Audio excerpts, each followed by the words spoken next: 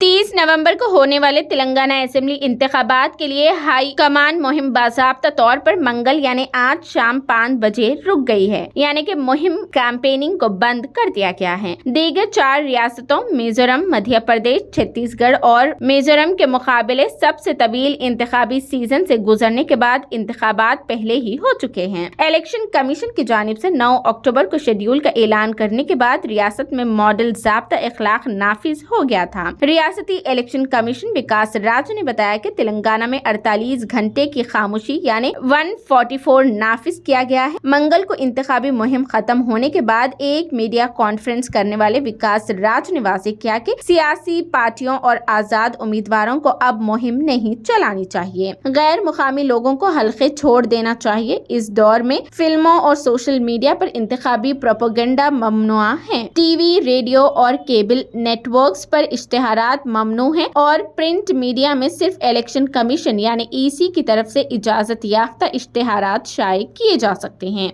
Vote 30 नवंबर को डाले जाएंगे और वोटों की गिनती 3 दिसंबर को होगी। ఫెసిలిటేషన్ సెంటర్లో ఎంప్లాయీస్ది ఇప్పుడు నడుస్తున్నాయి. 23rd వరకు వచ్చిన అన్ని ఫామ్ 12స్ని దృష్టిలో పెట్టుకొని బై అండ్ లార్జ్ ట్రైనింగ్తో సహా దీన్ని చేస్తున్నారు.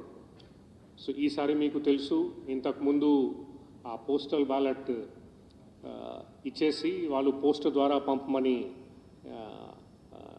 ఇన్స్ట్రక్షన్స్ ఉండేది. ఈసారి ఫెసిలిటేషన్ సెంటర్లో పెట్టి చేస్తున్నారు.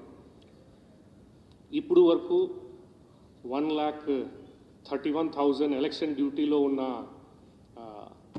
మందిని పోస్టల్ బ్యాలెట్ ఇష్యూ చేయడం జరిగింది. పోలీస్ పర్సనల్ని 35,978 పోస్టల్ బ్యాలెట్స్ ఇష్యూ చేయడం జరిగింది. మిగతా నాన్ గవర్నమెంట్ వర్కర్స్కి 1,115 postal ballots, total 1,68,612 postal ballots issue చేయడం జరిగింది.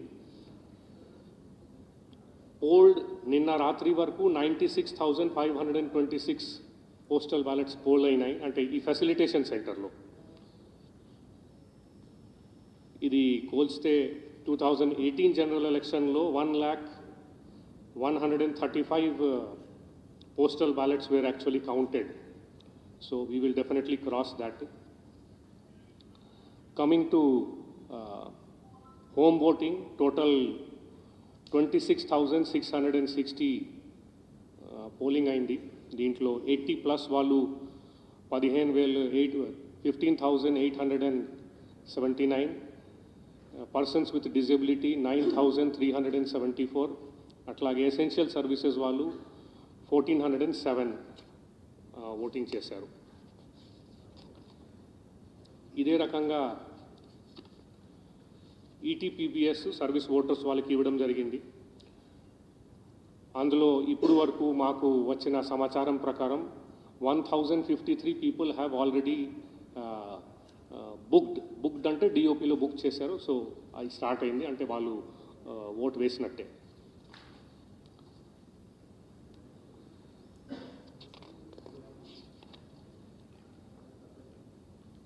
ఎపిక్ ప్రింటింగ్ కంప్లీట్ అయింది.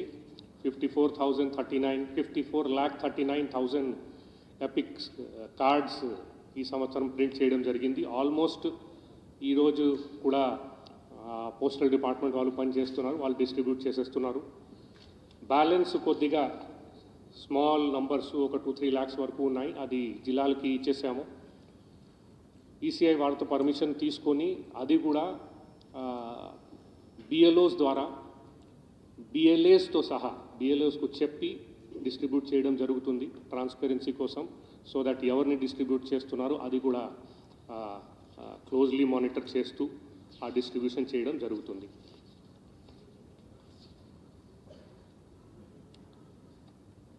తర్వాత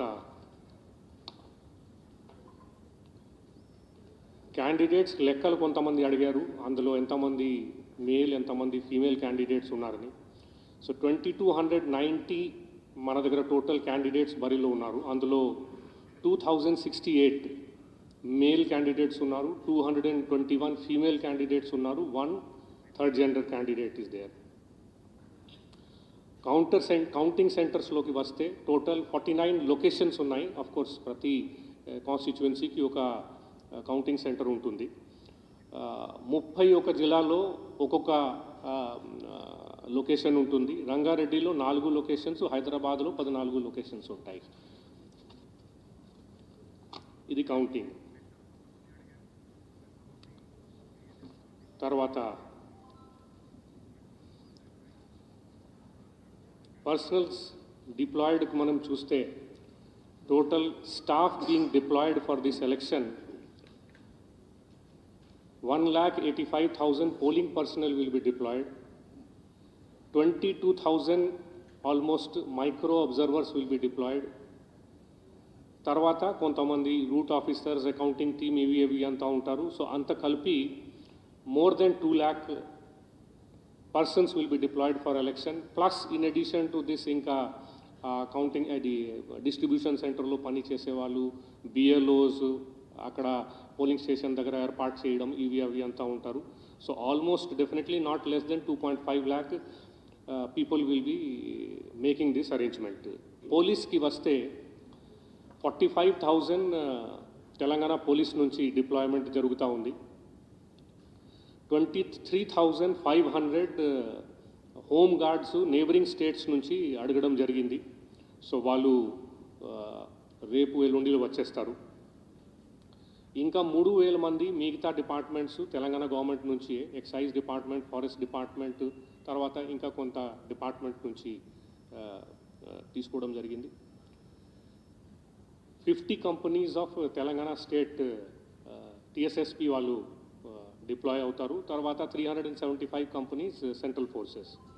సో ఇది టోటల్ డిప్లాయ్మెంట్ జరుగుతుంది.